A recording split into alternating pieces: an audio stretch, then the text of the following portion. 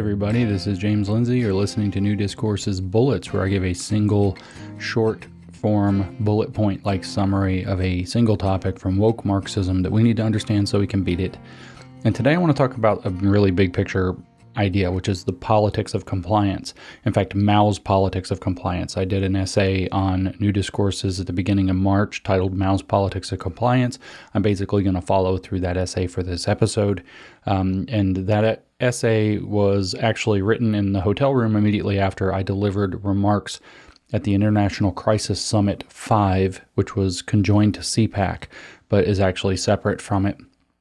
And I was invited to speak there and was trying to figure out what I wanted to say, and I wanted to talk about how the medical phenomenon that we are witnessing parallels the identity politics, parallels the political, parallels the environmental, and all of these different domains. It's all happening the same way, and that method is actually derived from Maoism. And it struck me while I waited my turn to go on stage, literally while the person before me was speaking, that I should frame this in terms of what I call now the politics of compliance, which is what I think Mao Zedong developed. And I think that what's happening in the United States is the Maoist style politics of compliance. So I want people to understand the politics of compliance. That's the point of this episode. I'm going to start like I did in my speech at the International Crisis Summit with a quotation from Mao Zedong, which is, "Not to have a correct political orientation is like not having a soul." So that's the key underlying premise here, that you're not really fully human. In fact, you don't even have a soul. You're not much more than an animal unless you have the correct political orientation. And the politics of compliance work that way because it generates hate against the enemy, who is soulless and therefore unhuman and therefore can be destroyed.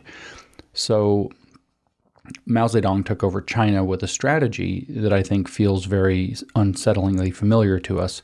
And he was able to mobilize hundreds of millions of people to comply. And that's basically what he did, and they would comply very enthusiastically with his programs, which are ultimately catastrophic. And I think the adequate name for that strategy overall would be the politics of compliance. In other words, how do you run a political program to get mass compliance? I'm not going to talk about the tools that this uses, like reflexivity, which is very important. In fact, the CCP knows about reflexivity. Mao Zedong didn't, but George Soros developed that concept and brought it to the CCP in the 1980s, and they loved it. That's how they're doing everything that they're doing, is with reflexive manipulation. I'm not going to talk about that, but I want to talk about the big picture behind it, the framework in which that dynamic works. And that is the politics of compliance. So we want to understand the basic premises, the basic mechanisms of the politics of compliance, so that we can understand how these same methods are being used maliciously on us, and that they require resisting. And if we know kind of how they work, then maybe we can actually resist them effectively, which until the last couple of years we have not been able to do. We're getting much better at it now, but I want to increase that trend. And basically it boils down to a single fact, that familiarity with these tactics at least partially inoculates a person from the power of their effects, which are in fact very powerful. These are very powerful psychological and social manipulation techniques. So in general, regarding the politics of compliance strategy, there are three segments of the population that we have to consider. First, there are people who are complying, because it's the politics of compliance. Second, there are those who resist compliance, right? So you can easily picture that. Third, there are those who aren't sure what to do. Now, those exist in a sense. I mean, all of them do a little bit on a spectrum, but these really exist on a spectrum. Some lean toward compliance, some lean away from compliance, some are just kind of in the middle, some are actually kind of clueless. I did another podcast about that, talking about various dispositions in the culture war and what we can do about it. But the politics of compliance targets these three basic groups at the same time, but in different ways, and that uses a single set of tactics to target all three. Remember, there's the people who comply, the people who don't, and the people who aren't sure. Those are your three groups. That's just a simple trichotomy of the population. And the goals of the politics of compliance are very simple: to get as many people to comply as possible, and in the process to justify the dehumanization and demonization of everyone who refuses to comply. What that will do is move people into compliance lock them into compliance, and it will cause them to attack the people who aren't complying in a way that pushes that unsure middle more toward compliance than away from it. And like I said, Mao Zedong was the master of this technique. So Mao's politics of compliance begins by dividing the population, actually not into those three groups, but into two. You want it to be too reductionist to make it more powerful. And for Mao, those who complied with his edicts were called the people. They are the people. They have souls. Those who resist his programs are the enemies of the people. So you're actually not just doing it in terms of separating the population into compliers and resistors. You're actually framing them out as the good people and the enemies of the good people, the real people, the true people, the people who are with it and helping and part of the program.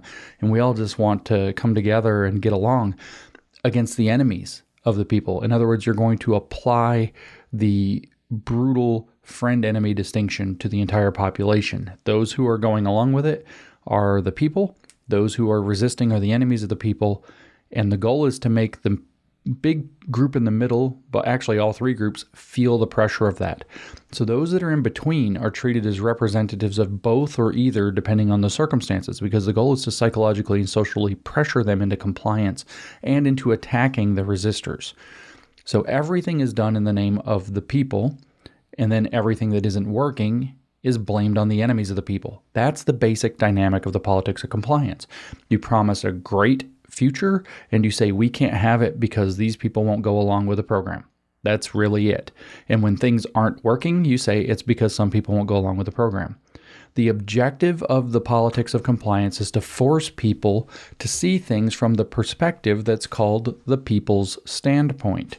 That means the perspective of the people who are complying. In other words, the perspective of compliance itself. So those people who are complying have a particular psychology. It is the psychology of compliance. And they have the psychology of their compliance weaponized into hatred for those who refuse to comply, and even for those who just merely drag their feet or aren't sure. And they become the most savage weapon in the hands of tyrants. It's not the tyrant themselves, it's not even the tyrant's army that's its most savage weapon. It is the people who are going along with the program when they have been fed this mechanism of what I call hatecraft, borrowing from a friend of mine on Twitter, goes by classic liberal, I should say. So think about the psychology of these people. They have complied. They have done things they otherwise wouldn't have done. They've taken time out of their day and stood up for racial justice. They've bent their minds around the idea that boys can become girls and encouraged kids to mutilate their bodies. They've taken a shot that isn't even clear if it works or not. They've socially distanced. They've locked themselves in their houses. They've done all the right things. They've been recycling for years. They've done all this effort and willingly sacrificed their liberties and their time and their energy for a cause named the greater good, where the greater good happens to be defined in terms of what the regime wants. So they did so because they were promised a better future and to be recognized as a good person doing their part. But in particular, all the bad things that they have pointed out about society will stop. We can have a better future. All these terrible things like racism will end. We can get through the pandemic together. And it will all arrive when enough people comply. But the problem is, despite all of your sacrifice, remember, we're looking at the psychology of compliance here. The problem is, despite all of your sacrifice, there are people who won't comply. They just won't, and they refuse to. They're terrible people. They're selfish. They're conspiracy theorists. They won't even listen to science. They are led through, in other words, the people who are complying are led through bogus promises about the potentials of the future, sometimes being visited with oppression on purpose to create the situation that they want to escape, like under COVID. The lockdowns were a political policy. We know, for example, now even the New York Times is admitting in the schools they weren't necessary, but we had to get everybody, including every child, vaccinated or whatever in order to be able to open back up the schools is what they were saying. So there's these bogus promises, and the psychology of their own compliance is weaponized to hate the people who are keeping those bogus promises from being fulfilled. Take a second to appreciate how exquisite that is. The regime promises something it can't deliver, or it's abusing people in a way that it never should have been doing in the first place. And it says the promised land or the end of the abuse will come when everybody complies. And you do your part to try to get it to end, but then somebody else doesn't. And they turn that into hate by saying the reason it's not working, the reason we aren't getting the promised future, the reason we can't stop the abuse is because some people aren't going along. It's the group psychology of everybody being punished because one kid in the class won't shut up. And everybody's very mad at that kid for that in that situation. But if we take the example of the pandemic, which is of course the main example I gave at the International Crisis Summit, given that that's what it was focused on, and I'll just point out we can talk about the pandemic. We have at least a dozen different dimensions we could choose from.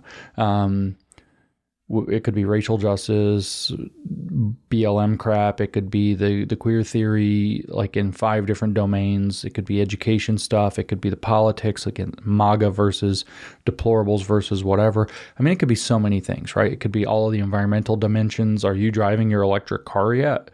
Are you recycling? It could be a lot of things. We're going to take the pandemic.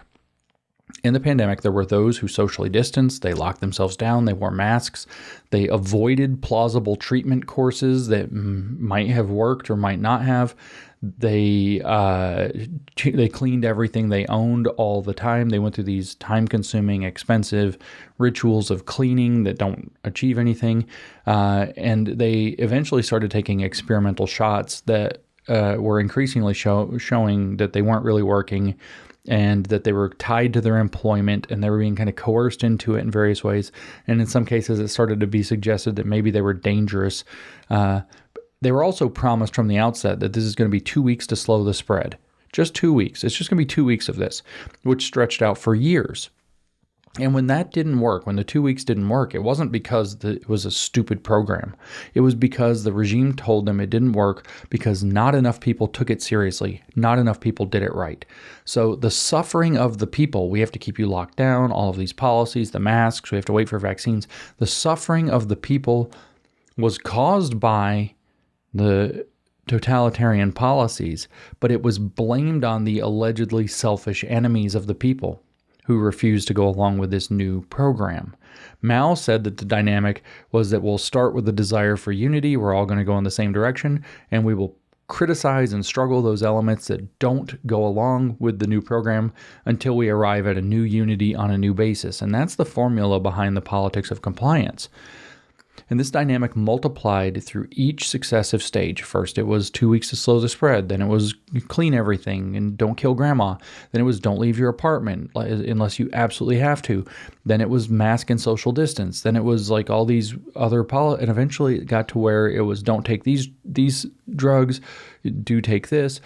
And then it was, here comes these vaccines. And by the way, if you don't get the vaccines because this virus is so dangerous, we're going to fire you. We won't let your kids go to school. Even though there's no reason, no evidence, no even plausible reason that children need to be getting these shots. And it just multiplied through each successive stage up to the point of shots and even a float of a vaccine passport to participate in society. I went to Chicago while they had one installed, and it was ridiculous. You had to show your papers to go get coffee. And society, we were told, had to stay closed even after a year and a half and the reason we were given wasn't because they were doing the politics of compliance against the people. Of course, they're not going to tell us that. The reason was because too many people refused to do it. Too many people were not doing it right. Too many people refused to get their shots. Too many anti-maskers. Too many vaccine anti-vaxxers, I guess they call it. Of course, at the same time, there's another variant. Do you remember the news? Another variant. Oh my gosh. And they had scientifical sounding names and they just kept coming and coming. The people who complied had their lives completely upended, often destroyed. And even though that was the result entirely of policy choices that in retrospect, or even at the time, many of us knew they didn't achieve anything, It wasn't the regime's fault for deliberately mishandling the situation. It was blamed on the people who wouldn't comply with the dictates of that mismanagement. And so Mao, like I said, described the application of this formula for the politics of compliance under the structure of unity, criticism, unity. That means, he said, and this is quoting him directly, starting from the desire for unity, resolving contradictions through criticism or struggle, and arriving at a new unity on a new basis. So in the pandemic, we were told we're all in this together. That's a message of unity. We can get through this. Or we would be able to, but some among the population refuse to comply. So there's the beginning of the criticism and struggle. This is how the Hatecraft worked. You're doing your part, but other people aren't, and we could get over this if they would. You're doing it, but they won't. They're not masking. They're not staying home. They're not locking down. They're taking off-label drugs like horse paste. They won't get their shots. So unfortunately, the nation has to stay closed. We just have to get to 70%. Oh, no, we have to get to 80%. Oh, no, we have to get to 90%. We actually need everybody to get vaccinated. And the people who aren't doing it need to be criticized and struggled for their selfish attitudes so that we can move forward together. And otherwise, we're going to have a severe winter of illness and death because of the unvaccinated. And if you don't remember who said that, it was the President of the United States who is pushing this agenda, these politics of compliance. The idea was that we were told we could move into a new unity on a new public health basis in which the public health authorities and eventually the World Health Organization, that's the pandemic accords that are coming up in May, will have total sovereignty over all health emergencies going forward. And only after that could things go back to so-called normal. But they won't go back to normal. They will go back to a new, better normal. They will become a new normal instead of moving into going back to normal, which is to say we will move into their tyranny on a new unity, on a new basis through the hatecraft of the politics of compliance. And so the compliant people become obsessed in these conditions. They've done their part, so other people need to do their part. Things are bad, but there's a bright future if and only if enough people, maybe it's everybody, starts to comply. Therefore, not just are the people who refuse attacked, sometimes with the backing of the state, with the backing of the press, with the backing of the entire vertically integrated messaging apparatus, but also from neighbor to neighbor. But in addition, the people who are just dragging their feet, the people who aren't sure, are pressured into high rates of compliance. At which point, because they sold their soul, they did something they actually weren't sure about and didn't want to do, many become converted into high compliant zealots who are trying to justify through their attacks on the people who aren't going along with the program their feelings about why they did, and so that they didn't want to, and they overcame their own fears. So in essence, the politics of compliance boils down to creating conditions where lots of people in a mass formation psychosis feel like the resistance to the agenda, the resistance needs to be crushed. And Mao said similar things. He said that the full power of the so-called people's democratic dictatorship of the proletariat was meant to be unleashed on the enemies of the people who aren't going along with his program. It would strip them of their rights to speak, their right to vote, and it could strip them of their property until such time as they complied. And like I said, the Biden administration and the majority of American state governors did this and or threatened to do exactly this to their people to the fullest extent they were able to under the law, and sometimes well outside of it. That was the politics of compliance that was happening. And this is the essence of the politics of compliance. Its mechanism is primarily a relentless application of the message of hatecraft through what I call a vertically integrated messaging apparatus. I think I borrowed that term from somebody, but I don't remember where it came from. And a vertically integrated institutional array. So what's a vertically integrated messaging apparatus? That's the propaganda machine.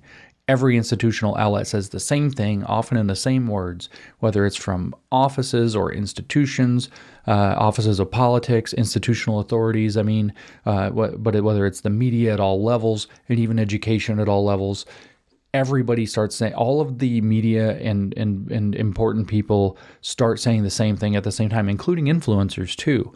There's only one truth, there's a sacred science, and we all have to agree to it or else. And so what is what I called a vertically integrated institutional array? That's similar, but it enacts the consonant policy. in lockstep with that messaging, broadly, rapidly, and simultaneously, as quickly as it can be achieved. So that's going to be the CDC, the FDA, the schools of public health, the state governments, the federal government, all coming down with institutional policy, not just messaging to pressure people, but policy that aligns with that messaging and it aligns with the agenda of the Hatecraft or of the politics of compliance. So the people who aren't complying aren't just morally bad, they're also acting outside of what seem to be or framed to be reasonable policies. They're acting outside, in some cases, of the law. And this set of forces creates the true power of the politics of compliance. So what's the hope that's left to us here? There is a hope. And the hope is actually rather simple. A manipulation that gets exposed is a manipulation that's no longer trusted. When people can see how they're being manipulated through those tools, they don't trust the people that are doing it to them anymore. So a manipulative agency, say the CDC or the Harvard T.H. Chan School of Public Health, is an agency that's no longer trusted. Maybe it's the Biden administration. Maybe it's the state government of the state of California or the state of Michigan or something. A manipulative institution, once it's exposed, is an institution that's no longer trusted. And without trust, there's less compliance. There'll be way more people who are not just unsure of what they should do at the next thing that gets pushed on us, but they tip toward doubt. And there will be way more people who start off with a position of, oh, hell no, not again, and they start in resistance. And without sufficient compliance in the first place, without a significant, big enough part of the population who complies initially and becomes the mobilized segment of the population, there can be no successful politics of compliance, and it all falls apart. If they can only get a very small fragment of the population to buy into the next current thing, the next current thing doesn't get off the ground. It's that simple. So that's our role. Our role is to love, seek, share, and defend the truth. I just put out a podcast about that. You have to love the truth with all your heart, all your soul, all your mind, and all your strength. It is to use our love of the truth to have the courage to expose the mechanisms of Hatecraft, these manipulations that they're doing, how it works, where you see it, and to expose the Maoist evil of the politics of compliance everywhere we see it.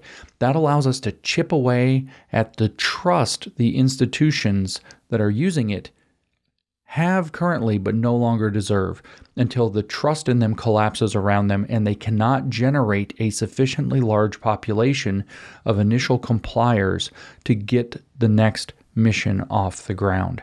It isn't just that this can be done, by the way. This is already happening. It's happening at scale. So it is our job to keep this fire of truth and liberty burning and spread it as far and wide as possible. That's how we beat the politics of compliance. All we have to do is understand them and sow distrust in the agencies that use it. Thank you for listening.